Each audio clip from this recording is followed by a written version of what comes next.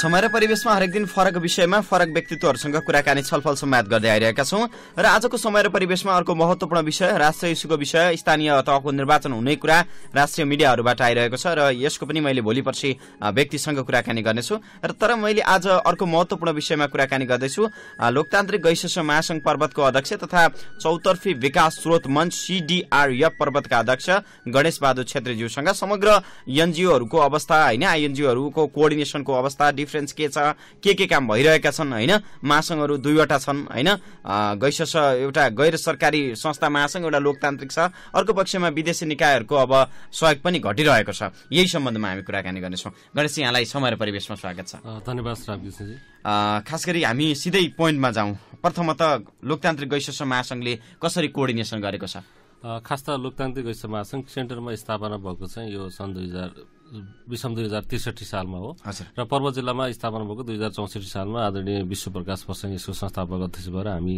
स्थापना गरेर काम गरिरहेका छौं र खास गरी लोकतान्त्रिक गैर सरकारी संस्था महासंघ राष्ट्रिय निर्वाचन 2018 अनुसार दर्ता भएको केन्द्रीय महासंघ हो र यो लोकतान्त्रिक खास गरी डेमोक्रेटहरूलाई प्रवर्धन गर्नको लागि विदेशी एडहरू नेपालमा आउने गरे र त्यो एडलाई कसरी प्रजातन्त्र लोकतन्त्र र मानवाधिकारको हिसाबले कसरी खर्च भइरहेको छ भन्ने हिसाबले अनुगमन गर्ने सहयोग लिने र सशक्तिकरण गर्ने हिसाबले यो महासंघको चाहिँ समन्वयात्मक भूमिका हुने हिसाबले स्थापना भएको र पर्वत जिल्लामा 64 सालदेखि क्रियाशील छ। अब कतिको कोअर्डिनेसन छ त? अब यो खास गरी अब गैर सरकारी संस्था भन्दा बित्तिकै हामी राज्यका विभिन्न खास गरी संस्था 2034 अनुसार दर्ता भएका गैर सरकारी संस्थाहरूको साझा महासंघ चाहिँ लोकतान्त्रिक गैसस महासंघ हो र त्यो 2034 अनुसार दर्ता भएका महासंघका सदस्यहरू अहिले हामी पर्वत जिल्लामा 64 वटा संस्थाहरू हामीसँग चाहिँ आबद्ध छन् र त्यो हिसाबले हामीले खास गरी सरकारी निकाय र गैर सरकारी निकाय र अन्तर्राष्ट्रिय निकायहरूसँग चाहिँ अन्तर्राष्ट्रिय गैर सरकारी संस्थाहरू जसले नेपालको विकास र समृद्धिको लागि सहयोग गर्न आइरहेका छन् तिनीहरूसँग समन्वय गरेर चाहिँ हामी पर्वत जिल्लामा परियोजना सञ्चालन गरिरहेका छौं र खास गरी अब कहिलेकाहीँ के हुन्छ भने गैर सरकारी संस्थाहरू पनि राज्यको एउटा राज्य नै चलाए भन्ने खालको कुरा पनि आउँछ तर हामी राज्यका सहयोगी निकाय हौं जस राज्यले नीति निर्माण गर्ने गर्छ ती नीतिभित्र रहेर चाहिँ गैर सरकारी संस्थाहरूले राज्यलाई सहयोग गर्ने काम चाहिँ गरिरहेका छन् जहाँ राज्यको उपस्थिति रहँदैन जहाँ राज्यको प्रत्यक्ष भूमिका चाहिँ पुग्दैन त्यो ठाउँमा चाहिँ राज्यका सहयोगी निकायको भूमिका हुँदै सामाजिक परिचालनको पाटोमा चाहिँ गैर सरकारी संस्थाले काम गर्ने गरिरहेका छन्। ए हजुर अब जस्तो अर्को पक्षमा कुराकानी गरौँ न तपाई CDRF चौतर्फी विकास स्रोत मञ्च पर्वतको कार्यकारी अध्यक्ष यहाँहरुका काम के हुन् के गर्नु भएको छ? खास गरी म चौतर्फी विकास स्रोत मञ्चको कार्यकारी प्रमुख हो अध्यक्ष कालिका प्रसाद शर्मा सर हुनुहुन्छ हैन प्रमुख हजुर म चाहिँ प्रमुख तर खास गरी हामीले के छ भने गैर सरकारी संस्थाको काम भनेकै सामाजिक परिचालन गर्ने हो उत्प्रेरणा गर्ने हो कुनै पनि पछाडी परेको वर्गलाई अगाडि ल्याउनको लागि सहजीकरण गर्ने हो त्यो राज्यको रिसोर्समा पुग्नको लागि होस् अथवा चाहिँ उसलाई राज्यका ऐन कानूनहरू थाहा पाउने कुराको लागि होस् अथवा चाहिँ उसले पाउन पनि सेवा सुविधाहरू कसरी पाउने र कसरी लिने र त्यो सेवा सुविधा पाएपछि कसरी त्यसलाई चाहिँ आफ्नो जीवन उपयोगी बनाउने भन्ने हिसाबले सामाजिक परिचालनको माध्यमद्वारा उसका हक अधिकारको बारेमा चाहिँ सचेतना गरेर चाहिँ उसलाई अगाडि ल्याउने काम चाहिँ गैर सरकारी संस्थाहरूको फेरि यो सरकारी निकायहरूले पनि यो काम गरिरहेका हुन्छन् र पनि उनीहरूले चाहिँ एउटा निर्देशित बजेट निर्देशित कार्यक्रमसँग मात्रै उनीहरूको चाहिँ एक खालको राज्यले जे गर्यो त्यही हुन्छ तर हाम्रो के हुन्छ भने त्यहाँको कम्युनिटीको आवश्यकतालाई हेरेर हामीले परियोजना डेभलप गरेर त्यो परियोजना हाम्रो सरकारी निकाय या गैर सरकारी निकायमा हामी पठाउँछौं र त्यो स्वीकृत भएपछि त्यो कम्युनिटीको आवश्यकता अनुसार हामी चलाउँछौं। अब सरकारी निकाय र गैर सरकारी निकाय बीचको भिन्नता के छ? के काम गर्छ? उसले के काम गर्छ यहाँहरुले के काम गर्नुपर्छ? जस्तो गैर सरकारी निकाय भनेको राज्यको खास संस्था 2034 अनुसार त्यो ऐनमा आधारित रहेर चाहिँ जिल्ला प्रशासन कार्यालय पर्वतमा अथवा जिल्ला प्रशासन कार्यालयमा दर्ता र समाज कल्याण परिषद जो राज्यको जति पनि रिसोर्स आउँछ नेपालमा ती एडहरू आउने निकायको कन्ट्रोलिङ गर्ने काम चाहिँ समाज कल्याण परिषदले गर्छ। त्यहाँ चाहिँ हामी आबद्ध हुन्छौं र त्यो आबद्ध भइसकेपछि सरकारी निकायमा के हुन्छ भने उसको प्रशासनिक बजेट उसको निश्चित ऐन अनुसार कार्यक्रम बजेट चाहिँ सरकारले पठाउने गर्छ र त्यही ऐन नियम अनुसार पठाएको कार्यक्रमलाई चाहिँ उहाँहरूले कार्यान्वयन गर्ने काम गर्नुहुन्छ कम्युनिटी लेभलमा अथवा चाहिँ कहाँ कार्यक्षेत्र थियो अथवा अहिले प्लानिङको कुरा पनि आइरहेको छ जिल्ला विकास समिति थ्रु चाहिँ हामी अहिले विषयगत समितिको कार्यक्रममा चाहिँ हामी छलफलमा छौं त्यसमा हामी छलफल गरेका हुन्छौं।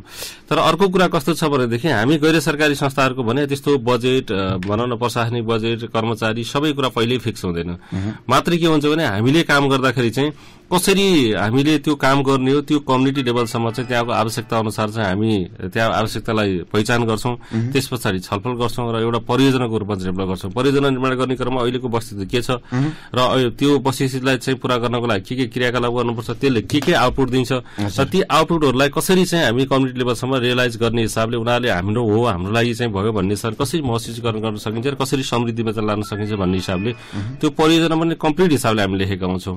र त्यो लेखेको कुरालाई सरकारी निकायमा पेश गर्ने भने सरकारी निकायले त्यसलाई अध्ययन गर्छ, यो राम्रो छ भनेर स्वीकृत गर्छ। अब यदि अन्तर्राष्ट्रिय गैर सरकारी निकायमा हामी पेश गरेका छौं उसले पनि त्यो अध्ययन गरेर स्वीकृत गर्छ र स्वीकृत भएपछि मात्रै हाम्रा प्रशासनिक कुराहरू त्यो ठाउँको काम हुने भएको कारणले गर्दा हामी कहिलेकाहीँ घमण्ड पनि गर्ने गर्छौं कि हामीले कम्युनिटीले पत्याएको, समुदायले पत्याएको, समुदायलाई नै हामीले बनाउन आग्रह गरेर समुदायको हितको लागि मात्रै हामी कार्यक्रम सञ्चालन गर्छौं भन्ने पनि कुरा गर्छौं। हजुर, अब जस्तो तपाईले समन्वय गर्छौं, हामी कोअर्डिनेसन गर्छौं विभिन्न सरकारी निकायहरूसँग भन्नुभयो, जस्तो कस्ता खाले कामहरूमा कोअर्डिनेसन भइरहेको छ अहिले वर्तमानमा? खास गरी यो हुन त सरकारी निकाय र हाम्रो कुरा हेर्दाखेरि चाहिँ कहिलेकाहीँ सरकारी निकायले पनि प्यारलली गभर्नमेन्टको हिसाबले गैर सरकारी संस्था लिएको चाहिँ देखिन्छ। तर राज्यको अहिलेको नीति निर्माणको हिसाबले हेर्दाखेरि चाहिँ गैर सरकारी संस्थाहरूलाई हामीले लिएर काम गरेनौं, विश्वासमा लिएर काम गरेनौं भनेदेखि हाम्रो मात्रै भूमिकाले चाहिँ त्यो कम्युनिटीको डेभलपमेन्टको लागि चाहिँ अपुरो हुन्छ कि भन्ने हिसाबले धेरै नीतिहरू जारी गरेको छ। त्यसमा चाहिँ गैर सरकारी संस्थाको यी पाटोमा परिचालन हुनेछ भने जस्तो एउटा मात्रै उदाहरण दिन चाहन्छु। जस्तो नेपालभरि नै गैर सरकारी संस्थाहरूले सामाजिक परिचालनको पाटोमा अहिले सामाजिक परिचालकहरूलाई परिचालन गर्ने काम चाहिँ गरिरहेका छन्। त्यो एउटा राज्यको अभिन्न अंग हो जुन अहिले गाउँ विकास समितिको किपिन टचमा रहेर चाहिँ अहिले निर्वाचन नभएको अवस्थामा चाहिँ गाउँ विकास समितिको सचिवहरूलाई सहयोग गर्ने काम गर्नुभएको छ। त्यो हिसाबले गरिरहेको देखिन्छ। र खास गरी के हो भने सामाजिक परिचालन हामीले काम गर्दाखेरि चाहिँ सरकारी निकायहरूले आफ्नो निर्देशित बजेट, निर्देशित कामको लागि भौतिक निर्माण गर्ने जे उद्देश्य छ, जे उपलब्धि गर्नुपर्ने त्यो ट्याक उहाँहरूले गरेर आउनुहुन्छ। त्यसले त्यसको दीर्घकालीन असर के गर्यो, भोलि के कसरी जाला, के होला भन्ने कुरा हुँदैन, न कि उहाँको उपलब्धिलाई मात्रै हेर्ने हिसाबले गर्नुहुन्छ भने हामी गैर सरकारी संस्थाहरूले त्यही कामलाई दिगो रूपमा कसरी सञ्चालन गर्ने, त्यसलाई कसरी चाहिँ समुदायको अनुकूल बनाउने, कसरी समृद्धितिर लाने भन्ने हिसाबले अलि बढी सामाजिक परिचालनको पाटोमा चाहिँ अलि बढी काम गर्छौं। फेरि गैर सरकारी निकायले सामाजिक परिचालन कामै गर्दैन भन्ने चाहिँ होइन, उहाँहरूले पनि केही न केही भूमिका चाहिँ त्यो खालको काम गरिरहेको हुन्छ।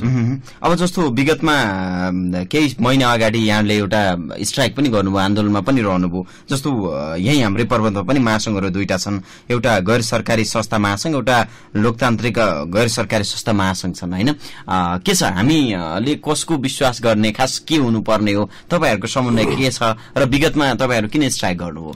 खास त के हो भने राज्यमा एउटै महासंघ, एउटै छात्र संस्था भएर चाहिँ जान पर्ने हो। त्यो हिसाबले हेर्दाखेरि गैस महासंघमा पनि हामी धेरै वर्ष काम गर्यौं। झन्डै 52-53 सालदेखि गैस महासंघ स्थापना भएको र त्यो महासंघ संस्था चाहिँ 2034 सालमा दर्ता भएका विभिन्न संस्थाहरूलाई आबद्ध गरेर चाहिँ एउटा महासंघको रूप चाहिँ लिएको थियो र त्यो संस्था राष्ट्रिय निर्देशन छात्र संस्था अनुसार चाहिँ त्यो महासंघ दर्ता भएको चाहिँ थिएन। हाम्रो महासंघ चाहिँ पहिलो महासंघ 2063 सालमा लोकतान्त्रिक गैस महासंघ चाहिँ राष्ट्रिय छात्र संस्था अनुसार चाहिँ दर्ता भएको पहिलो महासंघ हो। र हामी फेरि गैस महासंघ अलरेडी थियौं। म त गैस महासंघको 3 वर्ष उपाध्यक्ष भएर कार्यकाल बिताए। त्यो हिसाबले हामी त्यसमा क्रियाशील थियौं र त्यो महासंघले पनि यही खालको समन्वय गर्ने काम गर्थ्यो। तर भइदियो के भनेदेखि नेपालमा अब त्यो छात्र संस्था अनुसार जो दर्ता भयो त्यसले आधिकारिकता पाउने र अर्को कुरा के भयो भने जति पनि अन्तर्राष्ट्रिय एड आउँछ त्यो एडहरू आउने क्रममा चाहिँ केही न केही ठाउँमा चाहिँ के भन्दा लुकेको हिसाबले केही खालको राजनीति गर्ने काम पनि भयो। र खास गरी नेपालमा चाहिँ यो एडहरू आउने क्रममा चाहिँ डेमोक्रेसी र प्रजातन्त्रको लागि चाहिँ कति खर्च भयो, के भयो भन्ने हिसाबको कुरा पनि भएन। विभिन्न खालको आन्दोलन मत्थर गर्ने, विभिन्न खालको कुराहरूलाई चाहिँ सेलाउने कामलाई, कसैलाई उचाल्ने काममा चाहिँ ती एडहरू प्रयोग भए र त्यसलाई चिर्नको लागि चाहिँ लोकतान्त्रिक गैस महासंघ स्थापना भयो 2063 सालमा। र पनि फेरि हामी 68 सालसम्म फेरि गैस महासंघमा हामी सँगै थियौं। तर पर्वतको दुर्भाग्य के भन्नुपर्छ भने जब चाहिँ खास गरी अब एमाले निकट भनौं या कम्युनिस्टहरू भनौं, उनीहरूले चाहिँ जब आफ्नो वर्चस्व रहन्छ तबसम्म चाहिँ सहमतिको कुरा गर्ने, जब चाहिँ आफ्नो वर्चस्व रहँदैन अनि निर्वाचन भन्ने खालको कुरा गर्ने, अन्तिम आवरमा आएर चाहिँ विभिन्न खालका कुरा गर्ने गरेपछि यो खास गरी पोलिटिकल गर्ने हो भने पोलिटिकलले हिसाबले लाने हो भने ठिक छ हामी छोड्दियौं भन्ने हिसाबले हामी 68 सालमा हामी टोटल्ली चाहिँ डेमोक्रेटहरू जो डेमोक्रेट प्रति आस्था राख्नुहुन्छ, खास गरी चाहिँ त्यसमा अरू धेरै विभिन्न पार्टीहरूसँग आस्था राख्ने साथी पनि हुनुहुन्छ लोकतान्त्रिक गैर महासंघ, तर धेरै चाहिँ डेमोक्रेटहरू आस्था राख्ने महासंघ भएको कारणले गर्दा हाम्रै महासंघ छ, ठिक छ यसलाई अगाडि बढाउँ भनेर अगाडि बढायौँ। र पहिलो महासंघ पनि हो राष्ट्रिय निर्देशन 2018 अनुसार दर्ता भएको, छाता संस्था ऐन अनुसार दर्ता भएको र सबैको साझा महासंघ पनि लोकतान्त्रिक महासंघ हो। तर यहाँ चार्ज के लगाउने गरिन्छ भने यो लोकतान्त्रिक भन्दा बित्तिकै खास गरी कांग्रेससँग नजिक छ र यो गैर महासंघ भनेको चाहिँ एमालेसँग नजिक छ भन्ने कुरा चाहिँ प्रष्ट पर्वतमा चिनिन्छ। र त्यो हामीले चाहिँ भन्ने कुरा छ फेरि गैर सरकार फेरि सोच्दा एक हिसाबले कांग्रेस र एमालेको संस्था हुन् भन्ने हुने भयो नि त। फेरि त्यो चाहिँ अलिअलि देखिन्छ, तर भए पनि अब के छ भने गैर सरकारी संस्थाहरू पोलिटिकल हिसाबले केही खालको भूमिकामा चाहिँ होलान्, तर चाहिँ जसले बढी राजनीति गर्छ उसले नै फेरि हामी साझा हौं भन्दै हिँडेको पनि हामी देख्छौं। जस्तो गैर समाजसँग कुरा गरौँ, हामी साझा हौं, हामी एक्लै हौं भन्ने कुरा विभिन्न ठाउँमा हामीले गरेको सुनिन्छ। तर संस्था राष्ट्रिय निर्देशन 2018 अनुसार दर्ता भएको महासंघ साझा हो र त्यो पहिलो महासंघ लोकतान्त्रिक गैर महासंघ हो। र हामीले फेरि सँगसँगै भन्ने गर्छौं हैन अरूको नि भूमिका अरूको नि अस्तित्वमा आउनको लागि चाहिँ हामीले कसैलाई प्रतिनिधित्व गर कसैलाई नगर भन्ने खालको कुरा चाहिँ हामी गर्दैनौँ। तर यो राज्य सबैको, सबैले प्रतिनिधित्व गर्न पाउनुपर्छ, सबैले गर्नु। तर यो साझा भन्ने को कसले ट्याग लगाइदिने हो? अब यो राज्यले चाहिँ एउटा दर्ता गरेर निर्देशन गरिसकेर विभिन्न निकायमा सर्कुलर गरिसकेपछि सबैको प्रतिनिधित्व हुन जरुरी छ। हामी त्यो हिसाबले चाहिँ लागिरहेको छौँ। अब भने पछाडि जस्तै यहाँहरुको दुईवटा संस्था छ, अब लोकतान्त्रिक एउटा कांग्रेस निकट, गैर सरकारी एमाले निकट भनिएको छ। तपाईहरु एक नभएर नै विदेशी लोनहरु घटेको हो? खास चाहिँ विदेशी अब हुन त त्यस्तो एक नभएर त होइन, तर कहिले काहीँ के हुन्छ भने दुईटा महासंघहरु किन चाहिँ तपाईहरु आफू एनजीओ को डेभलप गर्ने भने किन आफू कुराकानी गर्नुहुन्छ भन्ने कुरा छ। तर यो सहअस्तित्वको कुरा पनि हुँदो रहेछ हैन। त्यो हिसाबले हामीले अहिले पनि भन्छ अर्को कुनै महासंघ आउँछ, राज्यले स्वीकृति दिन्छ, दर्ता गरेर आउँछ भने प्रतिनिधित्व गर्न पाउनुपर्छ, यो राज्य सबैको, सबैले त्यस खालको समान भूमिकामा जान पाउनुपर्छ भन्ने हो। तर केही व्यक्तिहरुको चाहिँ कुरा हेर्दाखेरि हामी मात्रै यो राज्यका सञ्चालक हौं, हामी मात्रै यसका मसिया हौं, हामीले मात्रै सञ्चालन गर्न पाउनुपर्छ, हामी मात्रै साझा हौं, हामीलाई मात्रै प्रतिनिधित्व गराइ भन्ने कुरा देख्दाखेरि बडो टिठ लागेर आउँछ कि किनभनेदेखि उहाँले त्यो खालको नबुझे हो कि अब के हो यो कुरा चाहिँ मलाई लाग्दैन। र अर्को कुरा के भने फेरि एड घट्यो भन्ने कुरा चाहिँ होइन। खास गरी हुन त लोन पनि आउँछ, लोन राज्यले लिने हो, हामी गैर सरकारी संस्थाहरूले एड लिने हो। त्यो एड चाहिँ अहिले पर्वत जिल्लाको स्थितिमा मात्रै कुरा गर्दा, जस्तो देशभरिको कुरा गर्दा अर्कै कुरा होला, तर मैले पर्वत जिल्लाको आँकडा हेर्दाखेरि यो जिल्ला चाहिँ ह्युमन डेक्समा मानव सूचाङ्कमा 11औं स्थानमा छ, 75 जिल्लामा त 11औं स्थानमा आउँछ। त्यो विभिन्न कारणले गर्दाखेरि पनि सेन्टरमा हाम्रो खास गरी प्रोफाइल हेर्दाखेरि पर्वत जिल्लाको प्रोफाइल डेभलपमेन्टको हिसाबले चाहिँ सूचक हेर्दाखेरि चाहिँ पर्वत जिल्ला चाहिँ अब डेभलप भइसक्यो, धेरै एड जान जरुरी छैन भन्ने हिसाबले माथि जाति निकायहरू जो आउन खोज्छ पर्वतमा त्यो खालको सूचना हेर्नुभयो भने पर्वतमा आउने कुरा चाहिँ पर्वत कार्यसित राख्ने काम चाहिँ कम भएको छ।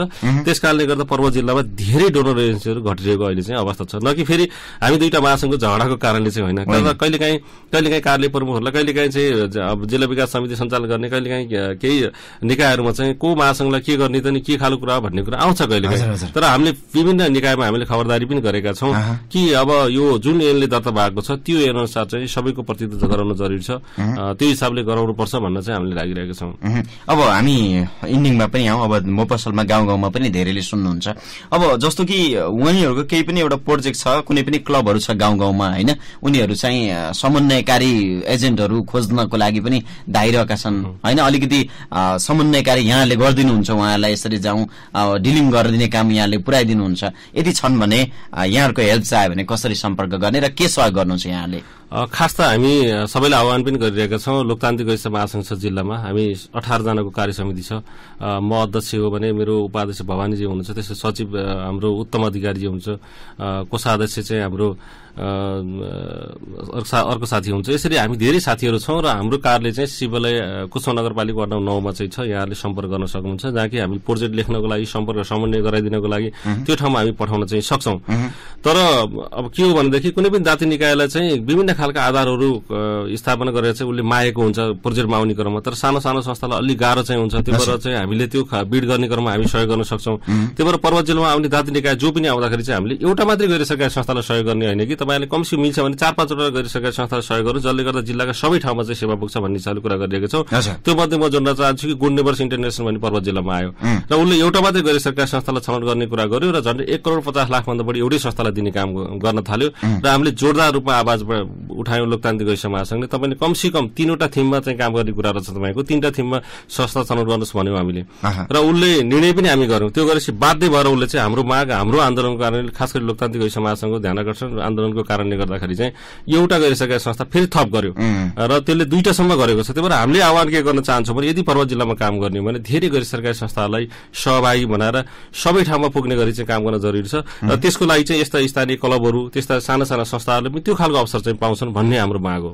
एकदम धन्यवाद छ यहाँलाई। हामी तपाईसँग नियमित यसरी नै सम्पर्कमा अपडेटमा समसामयिक विषयमा जानेछौँ र खास गरी यहाँको संस्थाको बारेमा समन्वयको अवस्थाको विषयमा र यहाँ 2वटा महासंघहरू छन् होइन, कसरी कोअर्डिनेसन गर्नुपर्छ, विदेशी निकायहरू किन घटिरहेछ, सहयोगहरू किन घटिरहेछ र गाउँ गाउँका मफसलहरू तपाईँहरूसँग यसरी कोअर्डिनेट गर्दै हामीलाई भनेर कुनै पनि प्रोजेक्टहरू कुनै पनि फाइलहरू होइन कुनै पनि डकुमेन्टहरूको लागि आउन चाह्यो भने यसरी सम्पर्क गर्नुपर्छ भन्ने कुरा महत्त्वपूर्ण विषयमा जानकारी दिनुभयो।